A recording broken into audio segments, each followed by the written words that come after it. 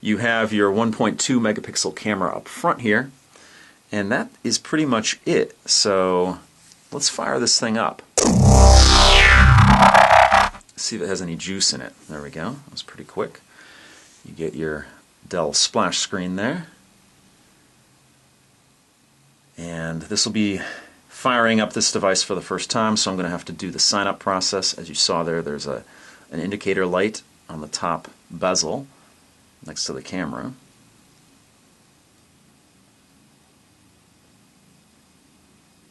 And while this is doing this, let me show you the Samsung Galaxy Note 8.0 next to it.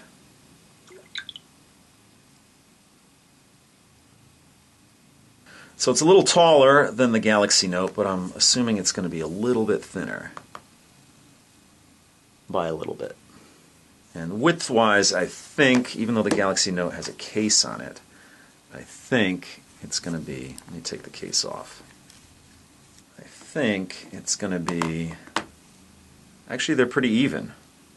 They feel the same thickness. The screen size looks identical though, and that's because they're both 8-inch screens and they have the same aspect ratio. So here we go, we have region and language. Obviously I'm in the United States. It has that selected app language, English, yep, that's good. Keyboard layout, US, and the only thing I do have to change is the time zone. So put it on Eastern time here. And hit next down here.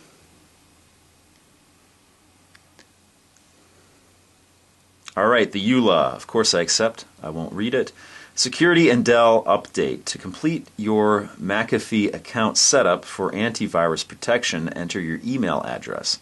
To keep your system up to date and allow Dell to provide streamlined support, check both boxes below. Okay, this is interesting because I use Windows Defender on my Asus Transformer Book T100. I don't use McAfee antivirus. So I don't know how that's going to bog the system down. I know with the Asus Transformer Book, not running a regular or conventional antivirus means that the system performs well. I don't know how a regular conventional antivirus program would bog the system down. So let's see, system updates. Notify me when updates are available for my Dell software. Okay, I'll check that.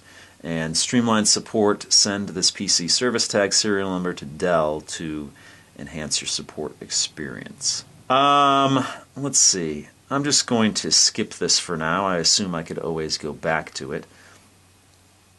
And now we get to the actual Windows 8 personalization. So I think I'm going to go with a red theme. Alright, I might as well name it Venue Pro, and here's your Windows keyboard down here and your characteristic sounds that you get when you type on it.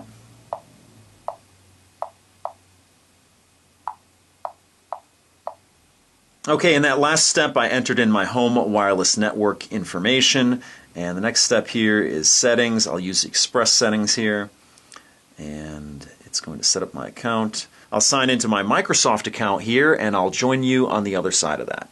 Okay, so what I did is I entered in my Microsoft account information, signed into that, and then the computer wanted me to verify that this was me. They sent me a PIN code on my email address that's associated with my Microsoft account, and I entered in that PIN code, and this is where we're at now. It's basically starting up the system, and it looks like it's giving a reboot here, and we should be into Windows 8.1 pretty soon here.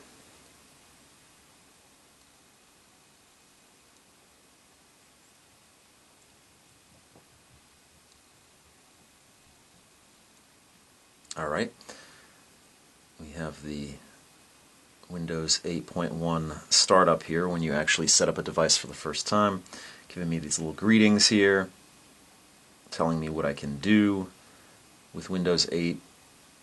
And I actually tried Windows 8 on my PC build briefly, and I actually liked Windows 7 better because I just used that device or that computer primarily to edit video on. So I just want to get down to business, I want to get to the desktop.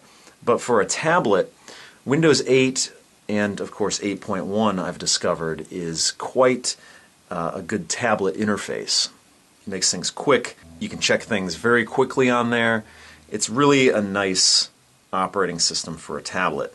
So it's going to be interesting to see how it works in an 8-inch form factor, because when you do go to the desktop, because the desktop is available on this device, it's going to be interesting to see how you interact with that, because it is such a small screen. But that's why I went with the option to get the stylus and the case, because the stylus actually fits into the case. And it's going to be probably easier to use the stylus to interact with the Windows 8 desktop for legacy programs and whatnot. Now, the one thing I like about this tablet right away is the rubberized back. And the tablet, obviously it's not a rugged tablet, but it feels a lot more rugged than most tablets I've ever used, because generally when I use a device I like to keep it as mint as possible, and I always feel like I have to baby a lot of the devices that I have. That's why I have a case for the Samsung Galaxy Note 8.1. But even without the case here, it feels like it's going to stand up. It's not going to easily scratch. The back won't easily scratch because it is all rubberized back there. So far I really like that. And I wish that would be a little more important to companies, the ruggedness of the device. I don't really care so much how it looks. Most of these things are black slabs anyway, so there's not a lot of creativity in the space. So I'd rather have a durable device than a device that's pretty and gets easily damaged. So far that's my first impression of just holding this device here. So here we go. Here is the Windows Start screen here. And as I've noticed on the Transformer book, very responsive. This Atom processor is very capable of running what you need to run on these devices here. So let me turn it to landscape here, and it looks like this might be one of the ways you would use this device mostly, but of course you can use it in portrait as well. So again, very responsive. Let's see if we can find the desktop on here. Looks like it's hidden on this one. Ah, there it is right there. It's actually a Halloween-themed desktop that I had on my other device, and I haven't changed it because it is already November.